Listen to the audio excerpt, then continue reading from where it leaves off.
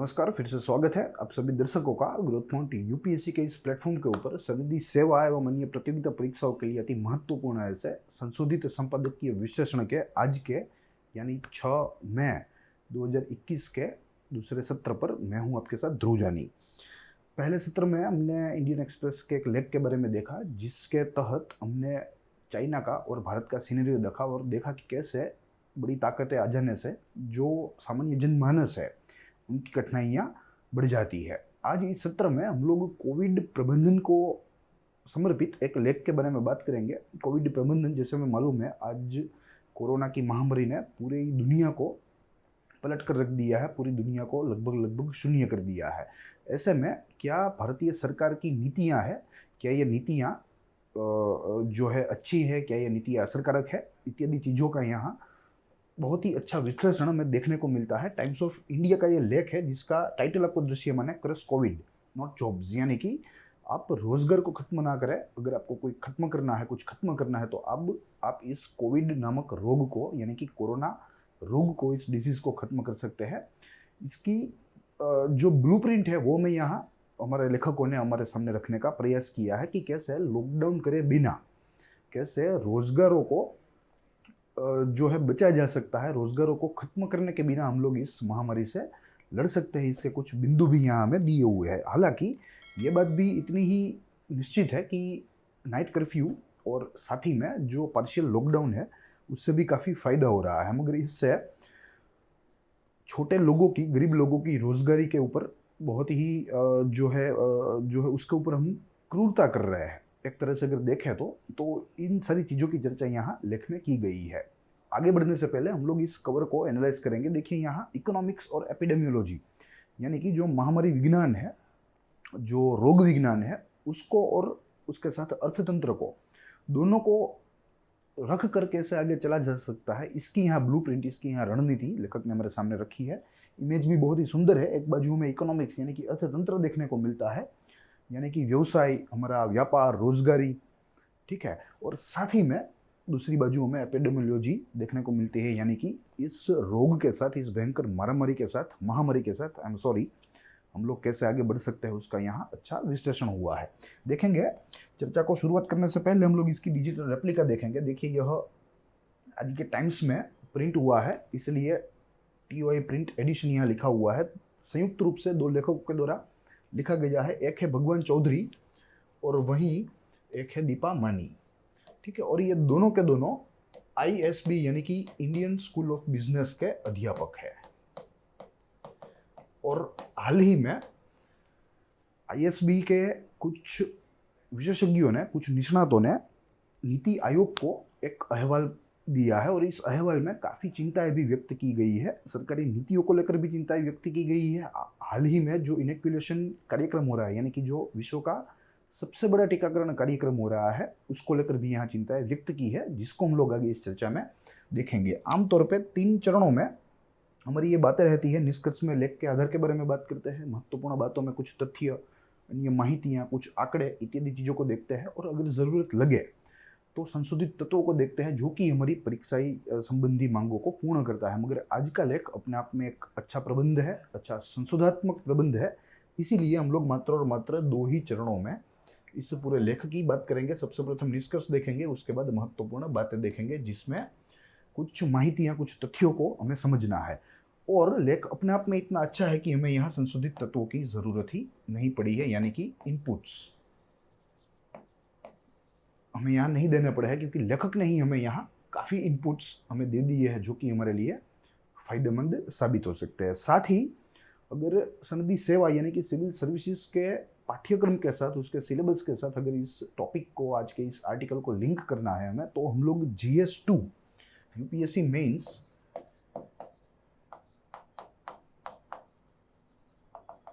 के GS2 के साथ इसे जोड़ सकते हैं, और इसमें भी पॉलिटी एंड गवर्नेंस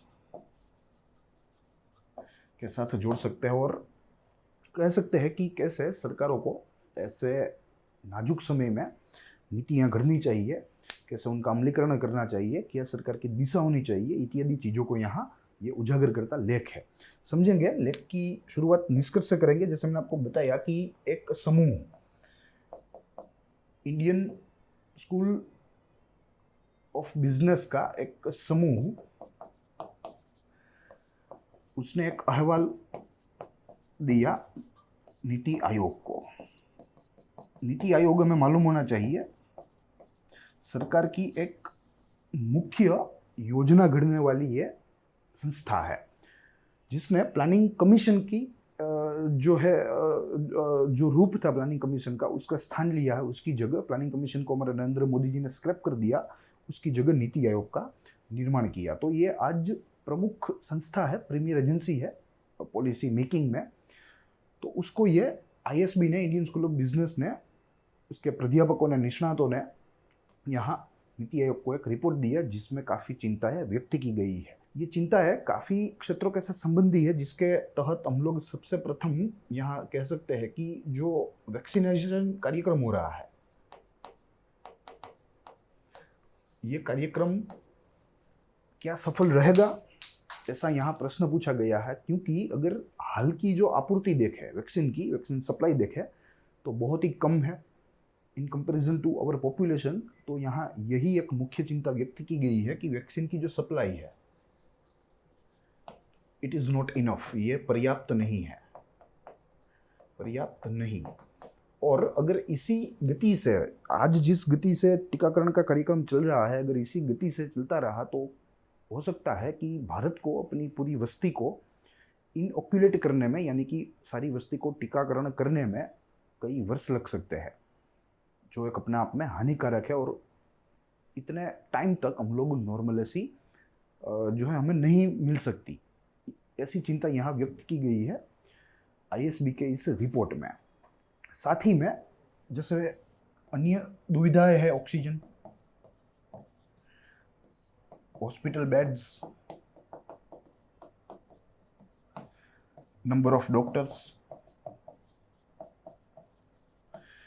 जिन जिन क्षेत्रों में हम लोग, हमारी जो स्थिति जो नाजुक है, जिन जिन क्षेत्रों में, जिन जिन मुद्दों के ऊपर, उन मुद्दों को यहाँ पहचाना गया है और उन मुद्दों को नीति आयोग के सामने यहाँ रखा गया है, ताकि नीति आयोग की आंखें खुले और नीति आयोग सरकार को दिशा निर्देश दे और सरकार उस दिशा में अपना कार्य आगे बढ़ाए। तो ये बात है लेख के निष्कर्ष की।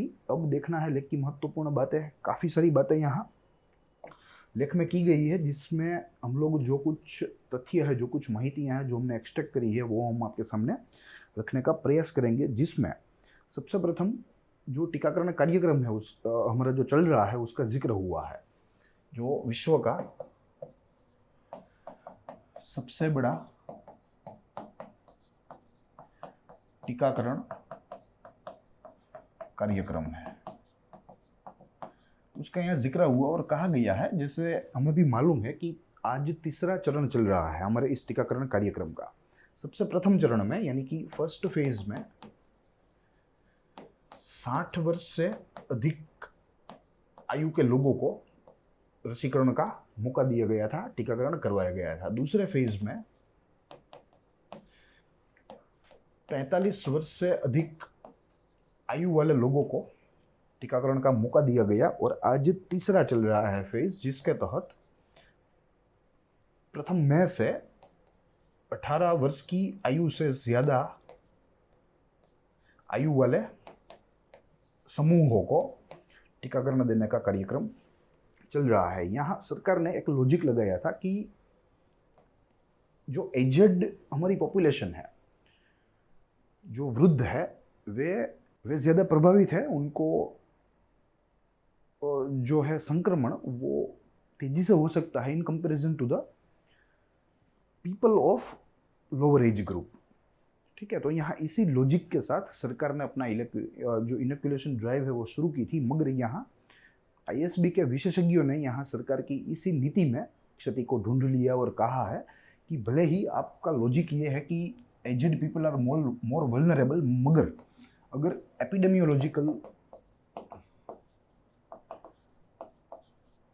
एपिडेमियोलॉजिक की बात करें तो कहा गया है कि जो छोटे आयु वाले लोग हैं वे ज़्यादा मोबाइल रहते हैं, यानी कि वे इधर से उधर ज़्यादा आसानी से होते हैं in comparison to the aged people.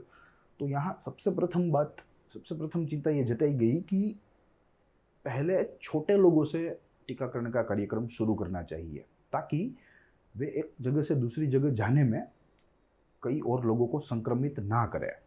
ठीक है, मगर यहाँ सरकारी नीति उल्टी चल रही है, तो ये एक अपने आप में सबसे प्रथम चिंता है। प्लस यहाँ कुछ अहवालों को आधार बनाते हुए यहाँ आईएसबी के यह विशेषज्ञों ने कुछ विश्लेषण किया है, कुछ तथ्यों को यहाँ से एक्सट्रैक्ट किया है, जिसके तहत कहा गया है कि according to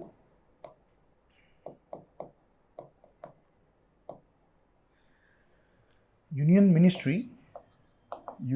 health ministry,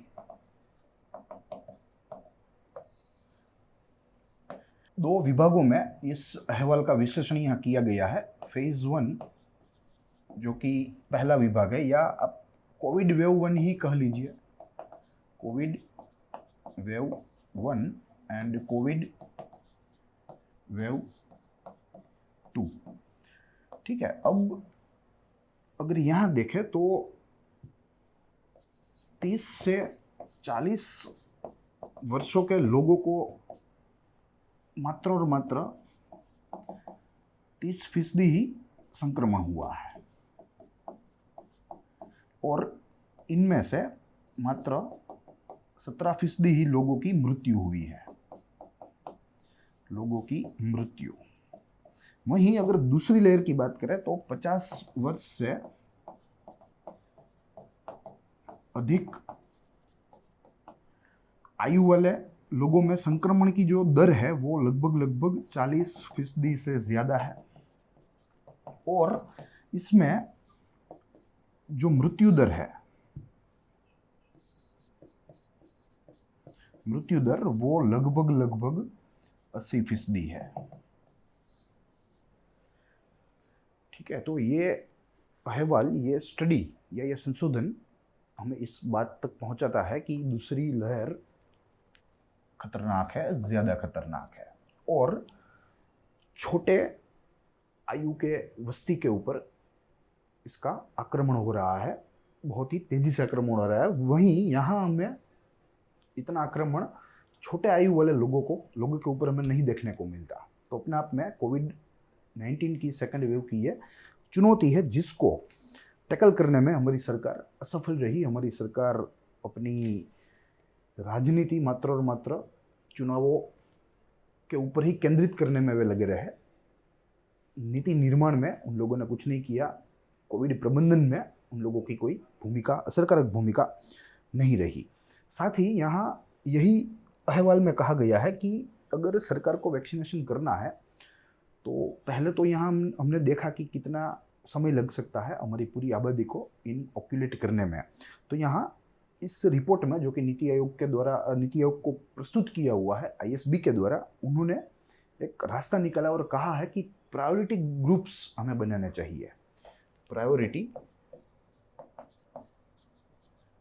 groups, और ऐसे लोगों को आइडेंटिफाई करना चाहिए जिनको अपनी रोजी के लिए, अपने रोजगार के लिए अन्य लोगों के करीब आना पड़े, जैसे auto driver, auto rickshaw, cab driver, security personal,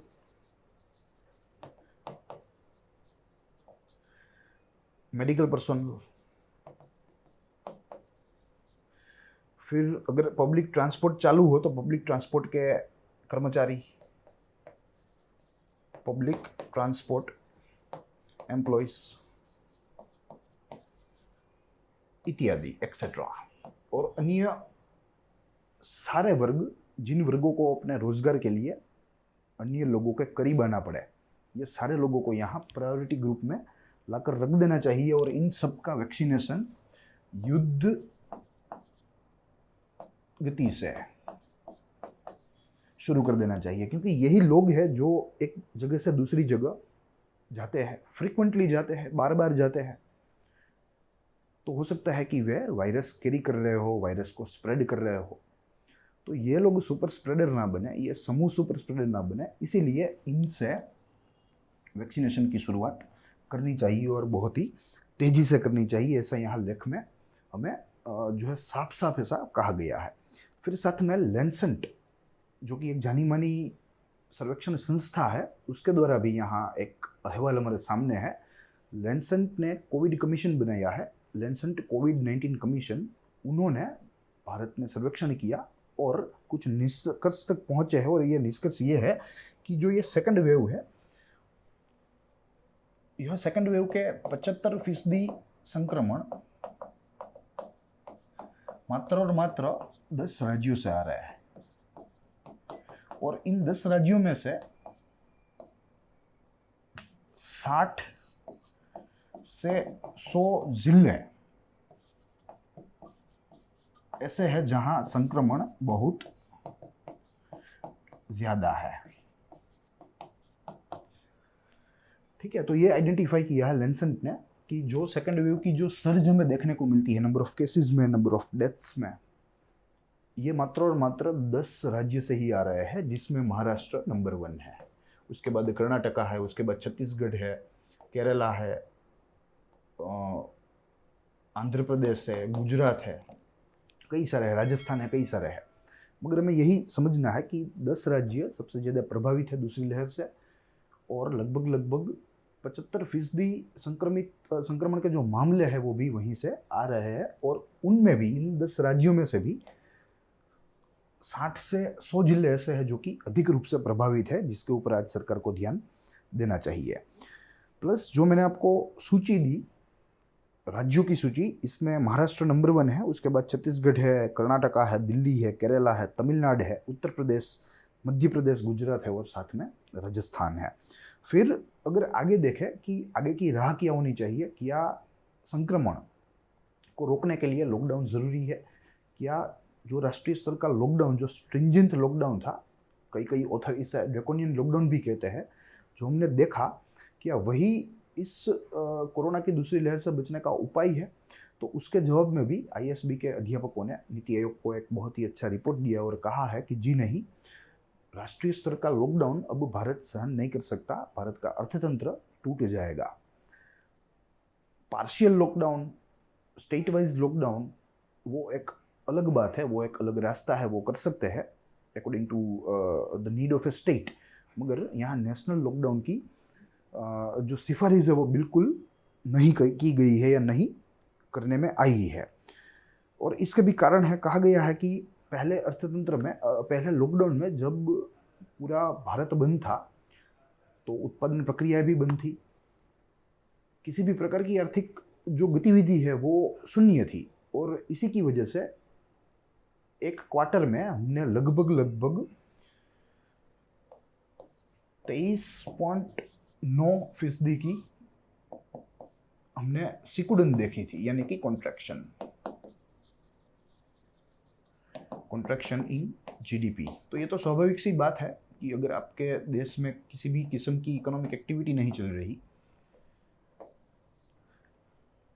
किसी भी किस्म का प्रोडक्शन कार्य नहीं चल रहा, सब कुछ रुक गया है, तो ये स्वाभाविक सी बात है। मगर आज के दिन, फ्रॉम टुडे, भारत जो है वो ऐसी सिकुड़न या ऐसा कॉन्ट्रैक्शन अब सह नहीं सकता, तो इसीलिए यहाँ स्ट्रिंजेंट नेशनल वाइड लॉकडाउन की जो है सिफारिश नहीं की गई है। साथ ही में लॉकडाउन क्यों ना करें, इसका एक और भी प्रमाण है हमारे पास। फ्यू रिसर्च सेंटर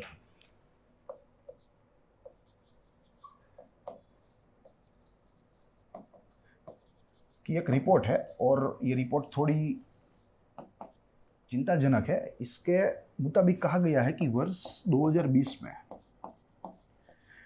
भारत में मिडिल क्लास लोगों की संख्या में बहुत ही ज्यादा कटौती हुई है। मिडिल क्लास पॉपुलेशन डिक्लाइन या कटौती या गिरावट, कुछ भी हम लोग कह सकते हैं। और अगर आंकड़ों की बात करें तो लगभग 32 मिलियन लोग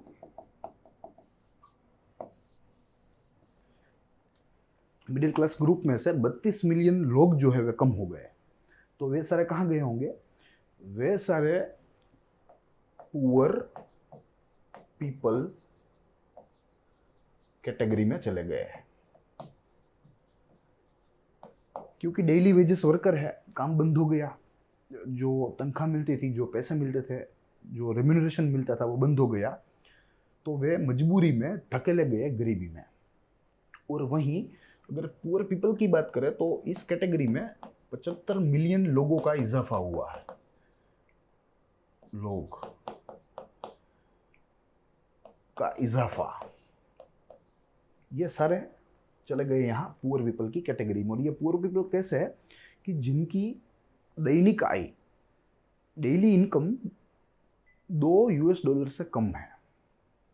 $2 से कम कमाने वाले, प्रतिदिन $2 से कम कमाने वाले लोगों की संख्या भारत में बढ़ गई है due to this stringent nationwide lockdown. तो इसीलिए यहाँ लॉकडाउन की भी जो है लॉकडाउन करने की सराहना नहीं की गई है। यह बात ठीक है कि पार्शियली नाइट कर्फ्यू इसको यहाँ जो है हाईलाइट किया हुआ है और इसी को एक टूल के रूप में हमें यूज़ करना है, ऐसा यहाँ जिक्र भी हमें मिलता है। प्लस यहाँ यह भी कहा गया है कि रिस्ट्रिक्शंस आप लगा सकते हैं। अगर किसी व्यक्ति ने वैक्सीनेट नहीं किया है तो आप रिस्ट्रिक्शन लगा दीजिए कि वैक्सीनेशन के बाद ही किसी भी व्यक्ति विशेष को एंट्री मिल सकती है, किसी भी व्यक्ति विशेष को कोई मौका मिल सकता है। प्लस RT-PCR नेगेटिव रिपोर्ट के साथ ही एंट्री और एग्जिट रखें। जो व्यक्ति अपने RT-PCR नेगेटिव के बिना आता है, आप उनको वहीं का वहीं रोक दें, उनको आप अंदर ना आने दें। किसी भी संस्था में, किसी भी धर्मस्थान में, किसी भी जो है किसी भी किस्म की संस्था में, चाहे वो राजनीतिक संस्था हो, धार्मिक हो, सामाजिक हो या सांस्कृतिक हो, ठीक है। तो यही बात है और यही सारे जो दिशा निर्देश है जो कि ISB के द्वारा नीति आयोग को दिए हुए हैं। अब नीति आयोग का काम है इसके ऊपर चर्चा करना, विचारणा करना और उसके बाद वो केंद्र सरकार को सिफारिश कर सकती है। मगर यहाँ नीति आयोग भी या नीति आयोग की सिफारिश से केंद्र सरकार के ऊपर बाध्य नहीं है। केंद्र सरकार चाहे तो इसे जो है मान सकता है, चाहे तो इसे इम्प्लीमेंट कर सकता है और ना चाहे तो वह इसे इम्प्लीमेंट ना करे। प्लस यहाँ ये भी है, अगर ज़रूरत लगे तो सरकार को यहाँ कैश ट्रांसफ़र करने की भी सिफारिश मिली है कि सरकार को अपने गरीब व्यक्तियों को अपने खाते में नकद राशि देनी चाहिए ताकि वे वैक्सीनेशन का कार्यक्रम अफोर्ड कर सके, ठीक है। तो यहाँ सारी चीज़ें हैं जो कि सरकार को सिफारिश के रूप में मिली हुई है। अब देखना है कि सरकार आगे क्या करेगी। और आखिरी में एक बिंदु बहुत ही अच्छा है कि जॉनसन एंड जॉनसन का जो ट्रायल चल रहा है, क्लिनिकल ट्रायल, अगर जॉनसन एंड जॉनसन की रसी को अप्रूवल मिल जाए, ठीक है, तो ये भारत के लिए, भारत के लोगों के लिए बहुत ही हितकारी होगा, क्योंकि जॉनसन एंड जॉनसन की जो रसी है, उसका जो टीका है, उसकी मात्र और मात्र एक ही डोज हमें लगवानी है। जैसे सीरम इंस्टीट्यूट की जो कोविशील्ड है, भारत बायोटेक की जो कोवैक्सीन है या स्पुतनिक है, इनके हम 2-2 डोज लगाते हैं, ठीक है। मगर यहाँ जॉनसन एंड जॉनसन एक ऐसे रसी के ऊपर काम कर रहे हैं कि एक ही डोज इनफ है। तो ये भी अपने आप में अब हमारे वैक्सीनेशन कार्यक्रम को एक्सेलरेट करेगा, अपने आप में भारत को मजबूत करेगा, भारत को कोरोना मुक्त करेगा। तो यही बात है। अब आगे हमें एक चीज़ देखनी है जो कि मई 1, 2021 के आंकड़े हैं, ठीक है। 5-6 दिन पुराने हैं, मगर एज ऑफ मई 1, 2021 यहाँ हमें कुछ राज्य दिख रहे हैं और यहाँ सामने उसका ग्राफ दिख रहा है। देखिए, ये जो ब्लू वाले हैं ये एक्टिव केस है, एक्टिव केसेस, रेड वाला डेथ्स है और वहीं ग्रीन वाला जो है वह रिकॉर्डेड, आई मीन रिकवर्ड है, आई एम सॉरी, ठीक है। तो इसमें महाराष्ट्र नंबर 1 है, 50 लाख केस के साथ आज महाराष्ट्र पूरे देश में नंबर 1 है। उसके बाद कर्नाटक है, उसके बाद केरल है, उत्तर प्रदेश है, राजस्थान है, गुजरात है, आंध्र प्रदेश और छत्तीसगढ़ है, ठीक है। तो इस तरह कोरोना की दूसरी लेयर पूरे भारत के ऊपर हावी हो रही है, पूरे भारत को प्रभावित कर रही है। और आज लगभग 7वां राज्य बना केरल, जहां लॉकडाउन की घोषणा की गई, ठीक है, इंक्लूडिंग हरियाणा, इंक्लूडिंग बिहार। यहाँ आज केरल में भी लॉकडाउन की घोषणा की गई। तो केरल इस घोषणा के साथ 7वां राज्य बना जो कि दूसरी लेयर के प्रभाव से लॉकडाउन में चले गए। तो यही बात है। अब वक्त है इस टॉपिक से रिलेटेड आज के प्रश्न का, जो आपके सामने स्क्रीन के ऊपर है। निम्नलिखित कथनों के ऊपर आपको विचार करना है। 3 कथन हमारे सामने मौजूद है। सबसे प्रथम, वर्ष 2020 के राष्ट्रीय स्तर के लॉकडाउन से देश में गरीबों की संख्या बढ़ी है। दूसरा, देश में कर्नाटक राज्यों में सबसे ज्यादा मामले हैं। तीसरा, एक संशोधन के मुताबिक देश में गरीबों की संख्या में 30 मिलियन का बढ़ावा हुआ है। आपको इन कथनों के ऊपर विचार करना है। इनमें से सत्य वाक्यों को चुनना है। आपके सामने ऑप्शन बी है। ऑप्शन ए तीनों के तीनों सही है, 1, 2 एंड 3। ऑप्शन बी केवल 1 और 2 सही है। ऑप्शन सी केवल 1 और 3 सही है। और ऑप्शन डी मात्र और मात्र 1 ही सही है। आपको इस प्रश्न के ऊपर विचार करके इसका सही जवाब हमारे कमेंट सेक्शन में रखना है। हमारी तरफ से इसका सही जवाब आपको इस सेशन के प्रीमियर होने के कुछ घंटों के बाद पिनअप किया जाएगा। साथ ही में आप फीडबैक भी दे सकते हैं। फीडबैक में आप कोई भी सजेशन दे सकते हैं। जनरल स्टडीज़ को लेकर किसी भी प्रश्न भी पूछ सकते हैं। हम आपको सच्चा उत्तर देने का प्रयास करेंगे। तो मिलेंगे कल नए संपादकीय लेखों के साथ, नए विश्लेषण व अभ्यास के साथ। तो तब तक के लिए देखते रहिए ग्रोथ माउंट यूपीएससी।